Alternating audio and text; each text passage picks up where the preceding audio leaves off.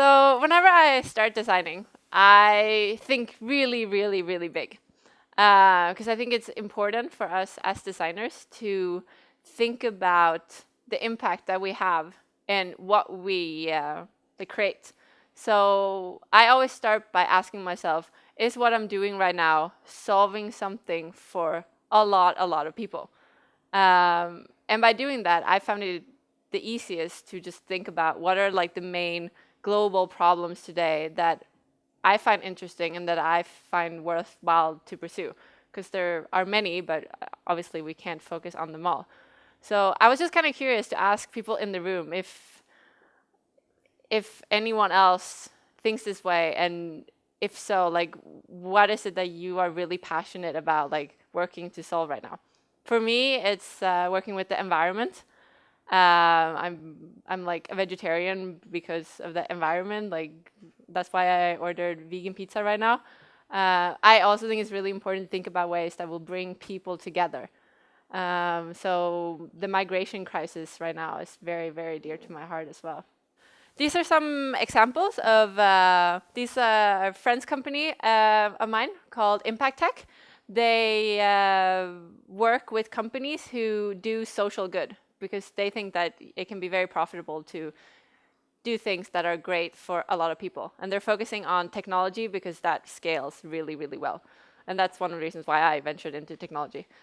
This is another really great application that I was involved with on a little corner just because I love the idea of it. It's to help people volunteer. So you can sign up here.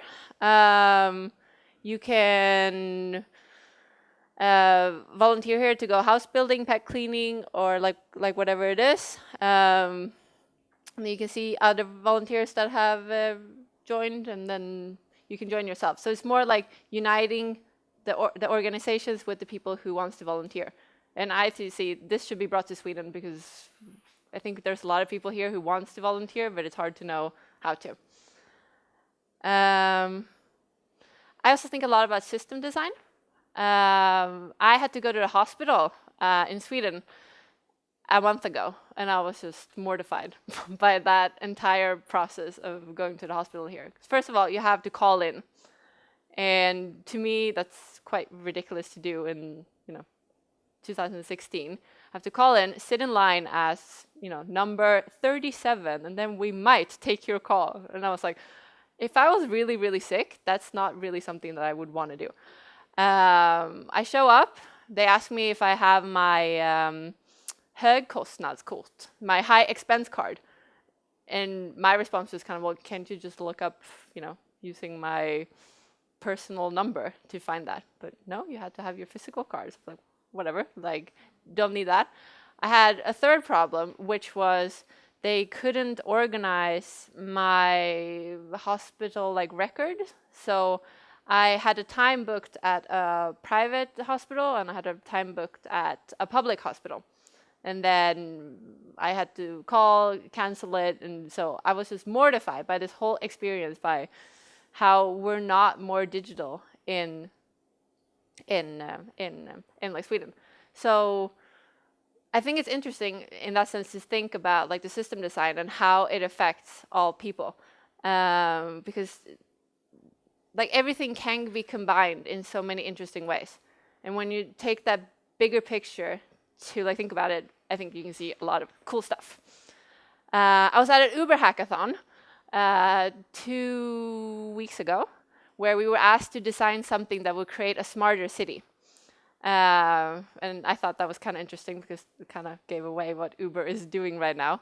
They're trying to figure out ways to connect the city using their app.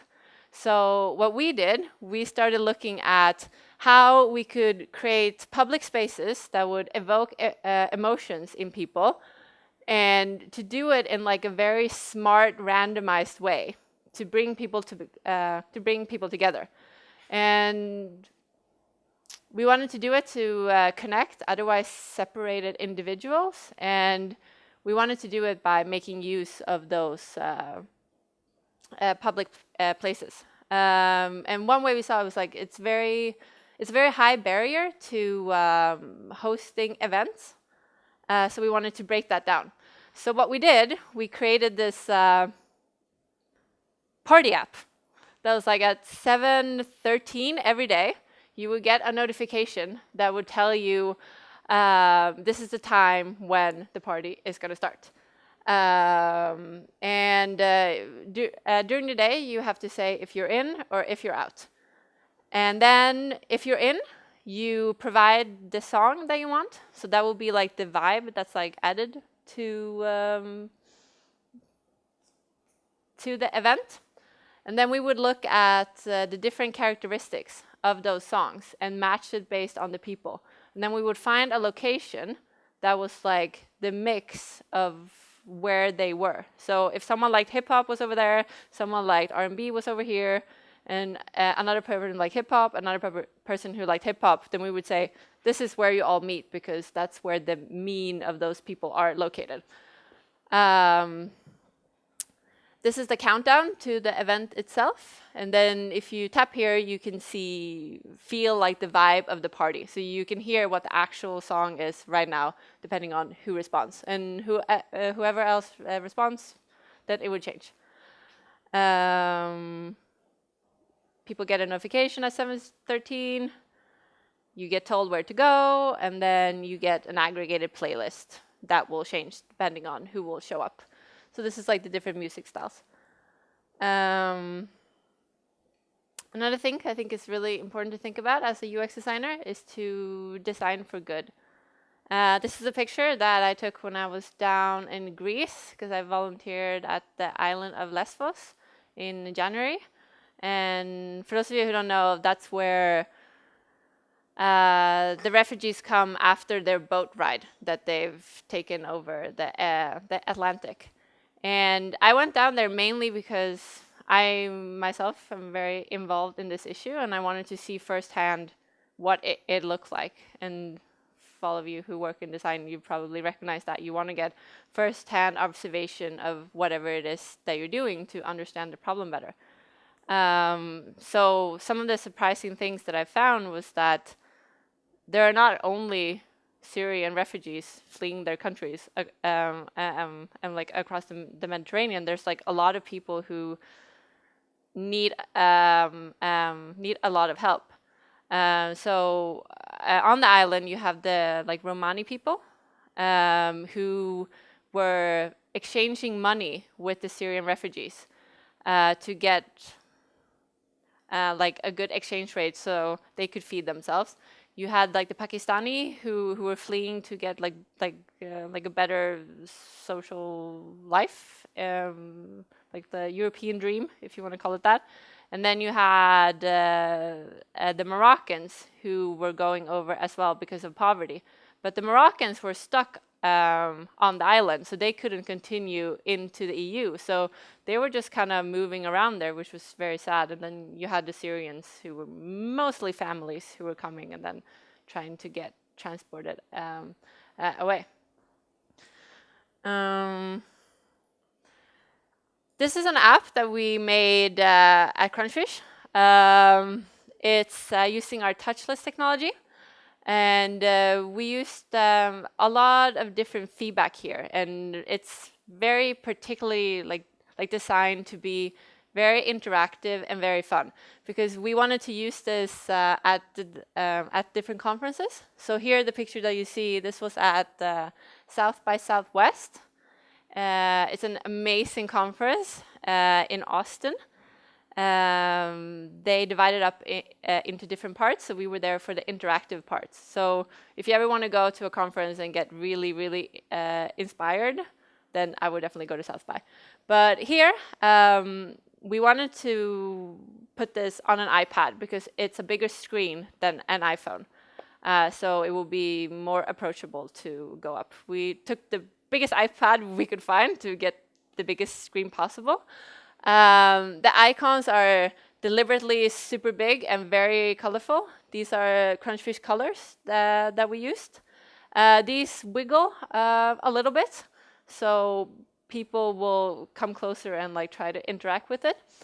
And then what you do is that you collaboratively have to do the different poses that you see on the screen And once you have all of them together, so there was one person who had to do a thumbs up, one had to do a V sign, and one had to do a fist. Then it would like pop. So then you would strike a pose, and it would take a photo of you, because we thought that would be kind of fun. It would be something that you would want to take away. So then we used our other technology, which is our proximity technology, because we were like, how can we show both our touchless and our proximity at the same time? So then after, people could go up and take their phone and actually just get the photo off the device. And that was really, really fun. We had some sound animations like ticking down here to make it a little better. I also think a lot in terms of like the 20/80 rule. Who in here knows what that is? A lot of you, great. So that's pretty much just saying use 20% of resources to accomplish 80% of the tasks that you use. And I just thought that was interesting knowledge. I mentioned to some of you before that we are involved a lot in virtual reality right now with Crunchfish, which has been very interesting, because when we train our devices, we do it from the perspective of the camera here. So this is one of the apps we have called GoCam, and it's just a gesture base where you show your hands and it's going to take your photo. And we also did it for the Chinese, where you can do a V sign that will auto trigger. But this was challenging, switching into VR, because when you take photos from that perspective, then you're doing it from like, would that be a third person perspective? Like doing it like, or a second person maybe? But in VR, all of a sudden you're in the first person's like perspective. So when we've been analyzing gestures by looking at the hand forward, because that's how we would interact with anything else that's not on us, we are looking at movements like this. But then when we started using VR, it's flipped. I mean, obviously you can stand like this, or you can do some stuff like this, but it's it's a little bit challenging. Or yeah, so that's been interesting as well for us to kind of figure that space out. And so we came up with a new pose. Yeah, no, we actually haven't. We're actually for Invigningsfesten, we're gonna see if we can do networking using proximity technology in VR, and then you can swipe through with like different things of like the people that you see. We're hacking that the week before, so if anyone wants to be involved in that, then come see me after, because that could be super, super fun.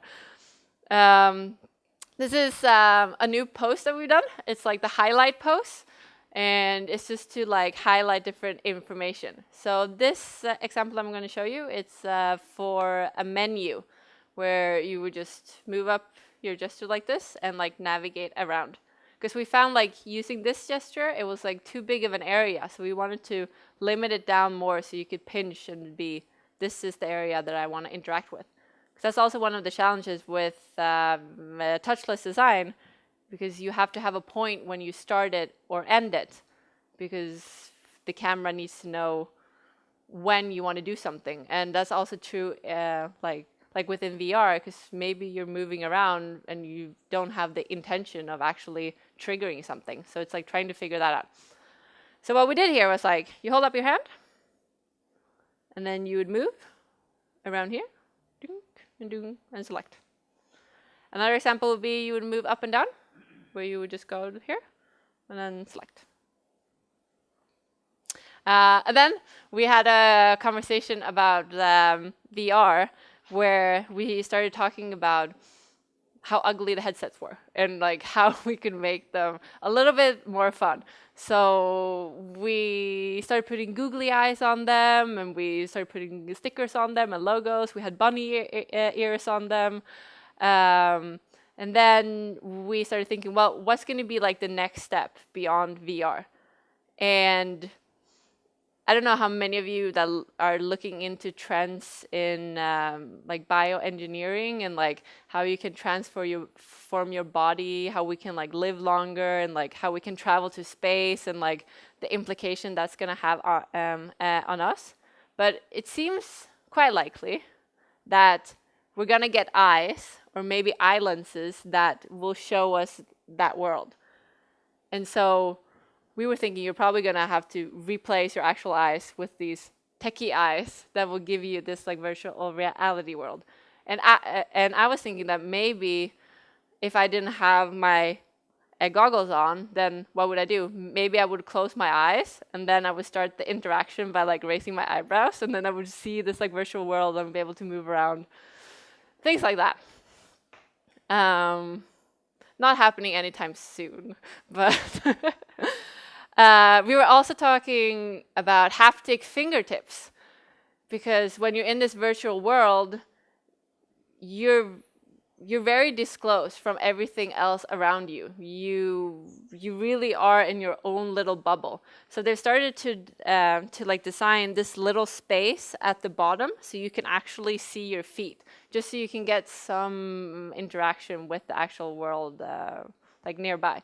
So we were thinking that maybe you could start using these haptic gloves more, where if you touch something, then you would feel it on your hands. And maybe soon this will also be like embedded into our bodies, where we would actually have touch sensors in our bodies that would make what is called touchy feelings when you like grab something in the virtual. This is a project that I just found that I think is really, really cool. It's on augmented reality. One of the most famous examples within this field is probably the Google glasses, which I'm sure you have all seen, and that's using vision. But they had to take the Google glasses off the market, or at least limit it, because it became a privacy issue, because it was so obvious that maybe you were taking a photo of someone or like whatnot. So what I think is going to be the next trend within augmented that would be more of an everyday use would be using these earplugs in your ears that would be able to act as your own little assistant, like telling you what you want to do and just help you make sense of information. So I found this project that was great. It's made by the Waverly Lab. They make a translator that will translate in real time information to you. Super great project. And I'm waiting for this to just turn into beautiful jewelry so no one even can tell that I have something in my ears. But that's probably the designer part of me. It's like, everything is so ugly. Make it pretty. This is something I found out about this morning. This is Jibo. It's the most amazing robot that I've seen so far. But I like things that are super, super cute. Jibo helps everyone out throughout their day. He's the world's best camera. He's just someone who has a lot of personality and like a lot of character, and like I just instantly loved him, because they really, really worked with like working in like the personality of him and just making him feel like it's something homey. Like it's not just technology. It's like almost like humanizing him, or like making him into a pet, so you would actually feel comfortable bringing him into your home. And you see a lot of people right now trying to do this. One of the examples that I liked the most before seeing this was Amazon's Alexa, where you can just speak to her like in her home and have her, you know, order an Uber for you or like order food for you. It's kind of like Siri, like in a little device. But this just takes it to like up 3 levels. And this is how you can tell that a user experience designer worked on this. Another user experience designer worked on Alexa, but not in the same way. I think this is like a lot more successful. So I would check out him, Little Jibo. We made a reference app for our like technology, where I was just like, I don't just want to make like a plain app that's boring. So we made this little sleeping monster. We call him a bubble monster because that's our like proximity technology. So whenever someone tries to set up our like software, you get this app with the software development kit that you can try out to see if everything works correctly. So if he is by himself, then he is sleeping. And then when other people show up, which you can see 2 other devices has shown up here, then he wakes up, and then you can feed them pineapple, because that's like the content that you can share. So just keeping it like really playful and like really fun. We separated him into 3 different sections. So we have the close-ish bubble, which is like this area here. In the beginning, we didn't even know what we wanted to use that for, but now we've figured out it's a great way to exchange content between 2 devices. So we use it to like befriend, where you bring two devices together and it would just like bump over your contact info, or we've used it for payment solutions where you can share a payment to one person by just doing this. We have the near-ish, that's kind of like this room here. So if you want to share like a private document to like the people who are here, then you would do that. And then the far-ish, that's like everyone else. So that's like everyone else within like the 70-meter bubble.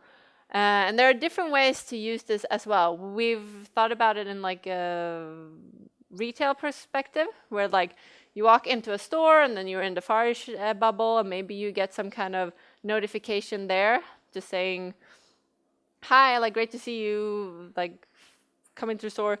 We have 20% off on this. And then when you're in the near-ish bubble, maybe you get something else that's like a little bit more defined because you're closer. And then the close-ish, maybe you pay. Yeah, this is just cute. Our other application, GoCam, which was the one that I just showed you. It's for free on App Store if everyone wants to play around with like gestures. We redesigned this icon here, and we deliberately wanted to make it look like the Apple photo app as much as possible, just so you could recognize it. We made this bigger. With the like touchless, it's important, like I said before, to know when you have detection. So this will turn orange whenever it can see you, and then we'll start animating down to tell you to close your hand. So when you close your hand, that's when the photo triggers. We played around a little bit with different animations. So if you hold your hand down here, then it will set the timer for you. And then when you release, then it would take a photo. If you've taken a super awesome photo in your gallery, you can mark it as favorite using your thumbs up. And that would just make a little hearty animation up to like it. We released a little competition because this was a selfie app, so we were trying to find the selfie master.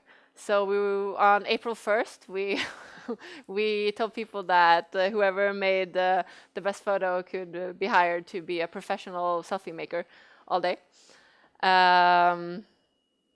This was an application that we tweaked for a client, where we just made a white label out of this and personalized it for them. So when I was thinking about this, I was like, again, my 20/80 rule. I was like, how can I take this and make it into something that they might want in very, very easy ways for both myself and my developers? So the easiest way I thought of was, well, I can just change the colors here into their colors. And then I changed the icon here because this is a selfie stick company. So instead of having that Bluetooth trigger, they can just use our gestures to take their photo. And the shape of that Bluetooth trigger was that diamond shape, which they loved and they, wanted it, so yay. We made a storefront where you walk by, and this is telling you to wave your hand to begin the search for like the perfect product. And then you could actually stand and interact and swipe through different items that you see. And if it's anything you like, you can grab it and save it onto your phone. Because once again, we connected our proximity with our gestures, which was really fun. Because using the proximity, you can know that I'm the one standing close to it. That's the perks of working for a company who has a lot of innovations. This is a game I made during another hackathon. It's a finger twister. And it's played between two people, and you put your fingers onto the device, and you have to play twister with each other. And then you see little dots here that will change color. So right now, it's the blue that has to press. And whenever the blue has pressed, then it's the purple's turn. And the background will change color to like in a very, very visual way, like the note that now it's your turn. We also put some vibration on here, so it will feel nice. And then whenever you won, there was this like very happy noise, just being like, woo. That was super fun. Has anyone seen this movie? Yeah, I was about to say, because this has been circulating around, but I love seeing this because I feel like I'm so important when when I see it. And this to me just like represents like designing well applications within context. I'm just going to play like a short snippet of it. I won't show you the whole thing, but just so you can get an idea of what they're thinking. So it's pretty much you being in your own world, getting feedback from everywhere.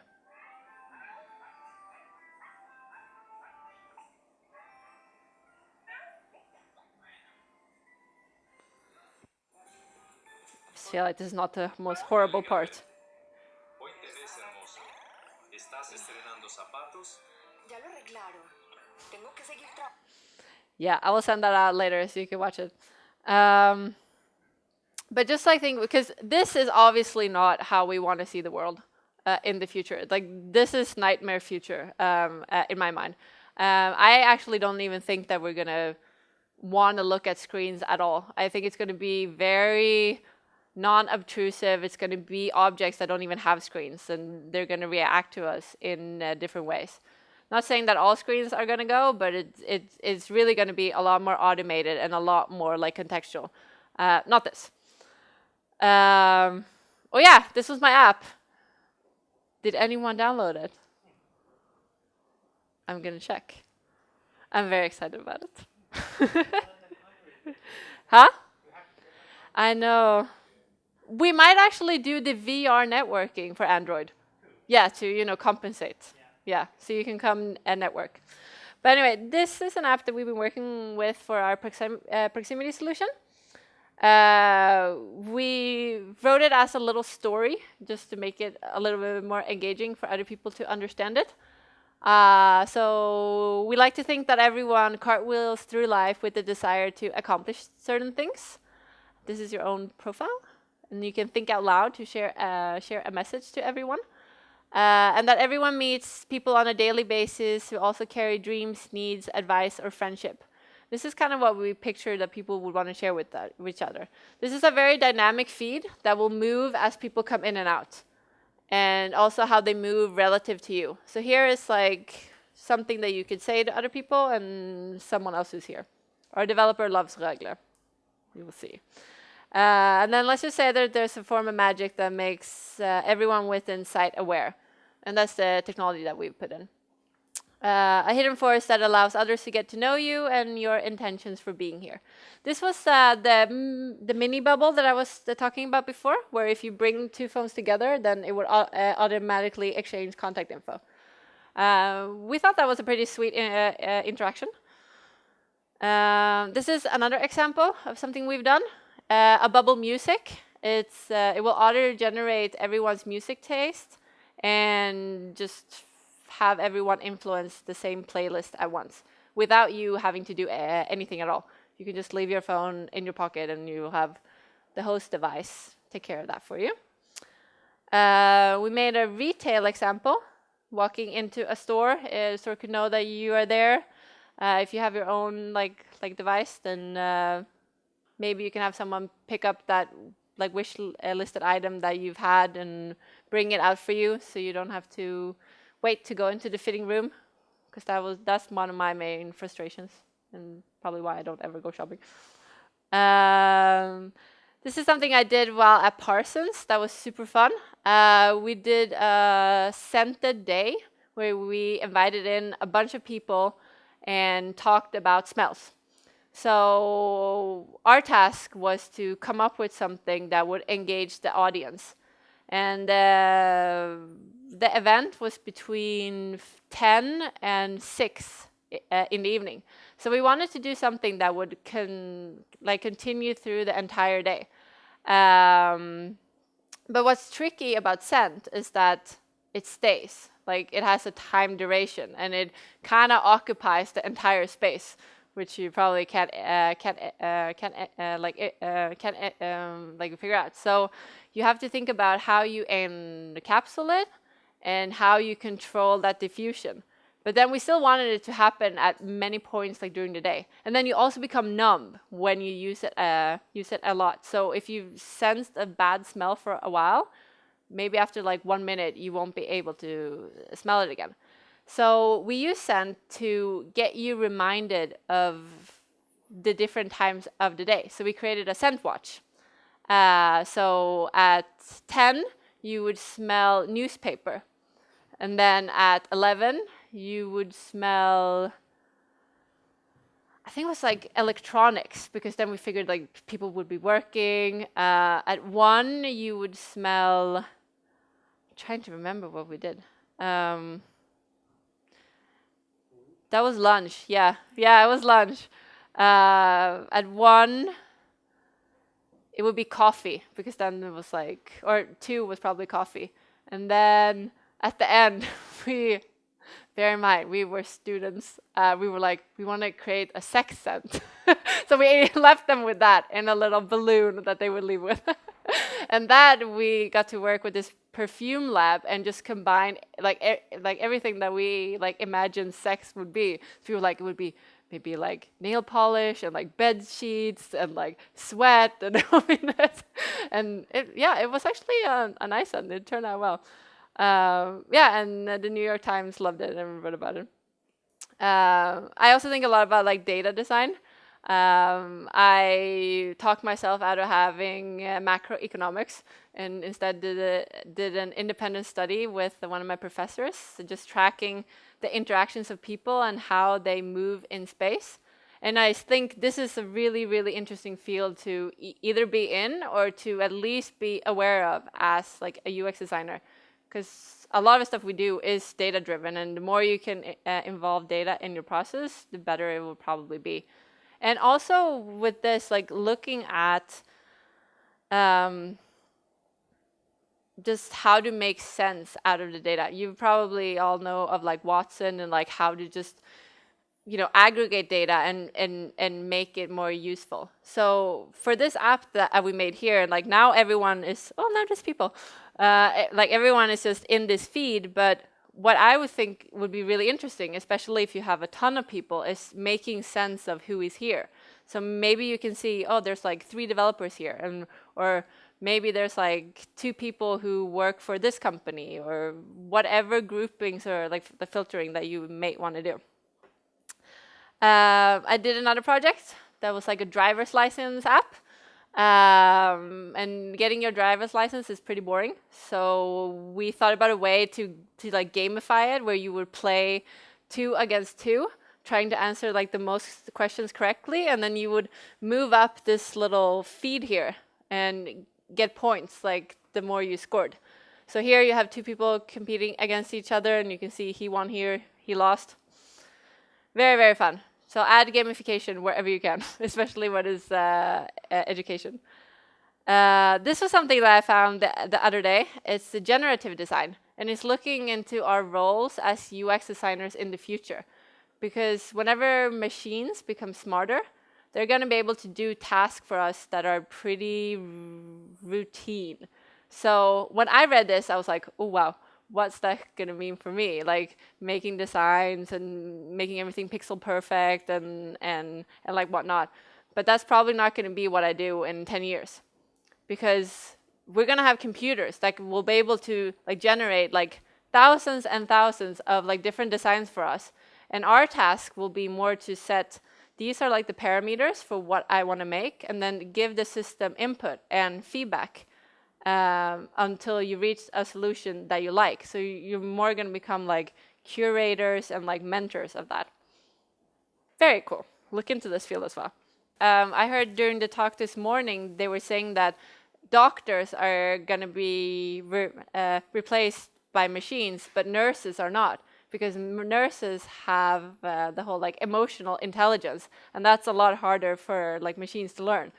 And I thought that was very, very interesting, because right now it's like the roles are kind of flipped. It's like the doctors who are like, who, you know, the great people, and then the nurses are a little bit looked down on in like relationship. So, but it's probably gonna flip, huh? Yeah, Najib. Yeah, I would love to have him treat me. Exactly. This is a project done by MIT that's super, super cool. They are looking at ways for you to grow food at home. So they've made this box that's like this big. This is their bigger box that they've done for like bigger scales. But the consumer box is like this size, and you can control the environment within the consumer box. So if I want to grow, my head thought bananas, but maybe bananas wouldn't fit in here. But let's say bananas for just the sake of it. I can actually turn up the heat, and I can water it, and I can control all of these different variables to learn both how bananas are grown, but also to do it myself. And I think this is a very, very interesting space to just think about, because this changes the whole power structure of our like consumer society, because now we're going to be able to consume and make our own things. And then like one of my main like frustrations with how things are produced today is that it's so fragmented. Like we as consumers don't know how our products are made. And I actually think it's horrible that I have this phone, because it was probably made by someone who don't really have the best working situation.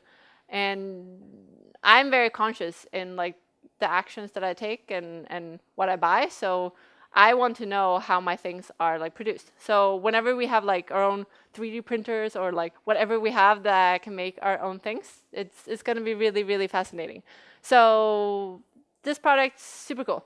And also going back to that comment that we're not going to have to transport everything really, really far, and actually be in control in the whole product life cycle, and even after, like what happens with that. Because I think products would be designed very differently if companies today had to think about what happens with the things that they make in the end as well. So maybe you wouldn't use plastic if it was really expensive to get rid of plastic, but now you don't have to think about it. And then finally, synthetic biology. This is like, I'm wishing I was a biologist right now, because I think this is such a cool field. I think we're really going to start integrating tech into a lot of living things. So not just working with like hardware, but things that can grow and merge, and just walls that can like respond to us, and just our whole environments that will just grow with us in a way. Super cool field. Done. Thank you. Yeah? If I have looked into it? Yeah, one of my favorite examples is actually octopuses that can like morph into their environments to just camouflage themselves. But I mean, there are so many ways. I mean, if you look at the Boston Dynamic dog, who's like moving. I mean, that they definitely got from animals, and yeah, I look at that a lot. Thank you, Elinor. Thank you.